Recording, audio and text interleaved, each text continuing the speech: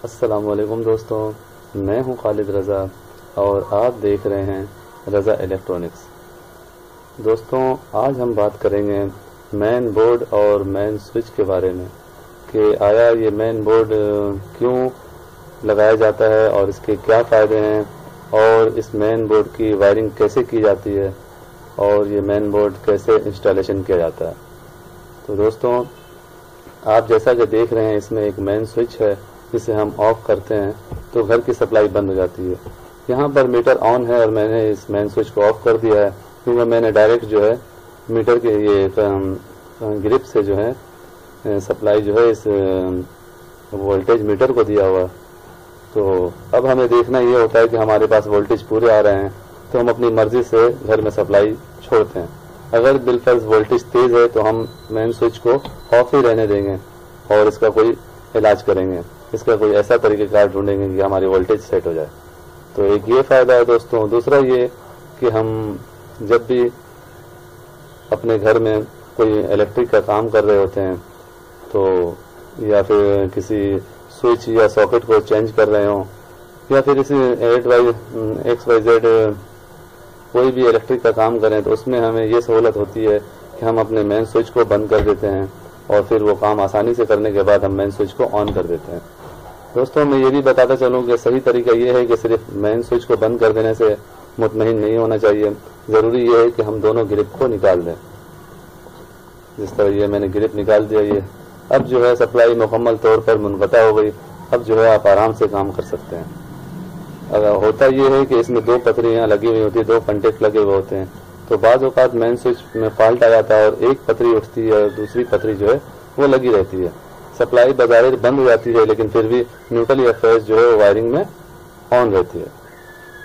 तो इसलिए ज़रूरी है दोस्तों कि जब भी हम इलेक्ट्रिक का कोई काम करें अपने घरों में तो ये जो है मेन बोर्ड वहाँ पर हम अपने घर में ज़रूर लगाएं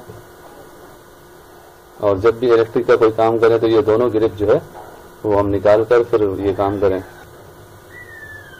दोस्तों, पिछले वीडियो में मैंने चेंज ओवर स्विच के जो है वायरिंग, कनेक्शन और उसके इंस्टॉलेशन के बारे में पूरी डिटेल बताया था।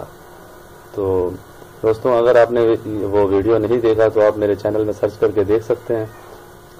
तो दोस्तों, चेंज ओवर स्विच में से पहले हमें ये मेन बोर्ड होना भी ज़रूरी है कि हम ये दोनों ग्रिप निकाल कर चेंज ओवर स्विच का कनेक्शन आसानी से कर सकें और उसके बाद जो है हम ये ग्रिप लगा दें।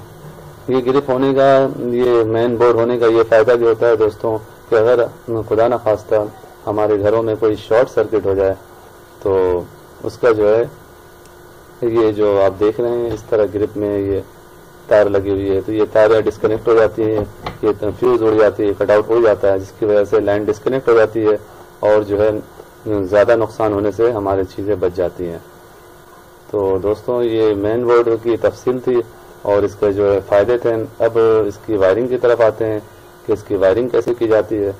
तो दोस्तों, इसकी वायरिंग का तरीक़ाकार बहुत ही सिंपल है, बहुत ही आसान है। आइए इसकी वायरिंग की तरफ चलते हैं। पहले मैं इस मेन बोर्ड को ऑफ कर दूं।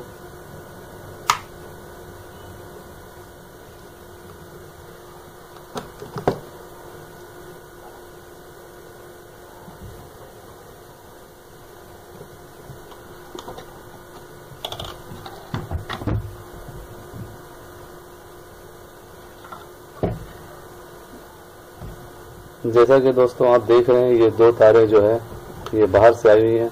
तो ये जो आप बाहर से के इलेक्ट्रिक या फिर वापडा की लाइन है वो फिर लाकर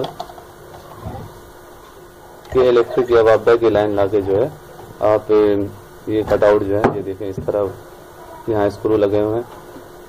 तो ये स्क्रू लूज करने के बाद ये हम तारे लगा देंगे, फेस एक में लगा देंगे और दूसरे में न्यूट्रल लगा देंगे।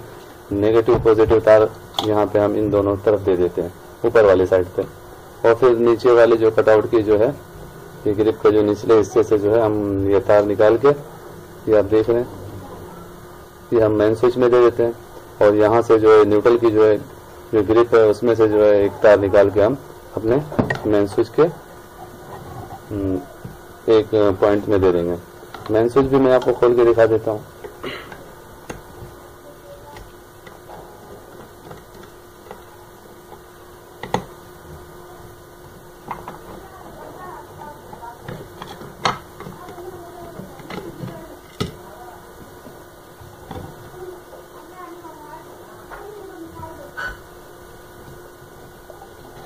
दोस्तों ये देख रहे हैं, ये मेन स्विच को मैंने खोल दिया है और यहाँ पे ये देख रहे हैं, ये 4 पॉइंट्स बने हुए हैं। तो 2 इन के हैं, ये ऊपर वाले, और ये नीचे वाले 2 आउट के हैं। तो करना ये होता है, हमें ये स्क्रू को लूज करना पड़ता है और यहाँ से जो है हम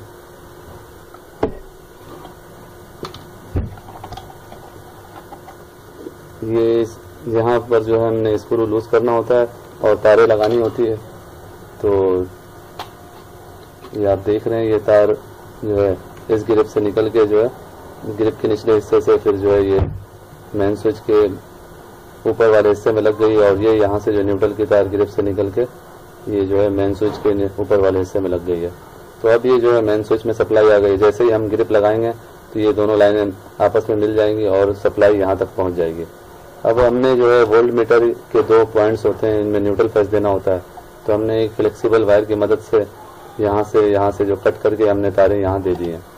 तो बिल्कुल ये सिंपल सा है और आउटपुट के लिए 2 तारें आप देख रहे हैं निकली हुई हैं। तो मेन स्विच के निचले हिस्से से जो है हम 2 तारें निकाल लेंगे और वो जो है घर में चली जाएगी और जो है ऊपर वाले जो 2 तारें हैं ये जो है वादा ये के इलेक्ट्रिक की लाइन जो है वो हम लाके यहाँ पे देंगे।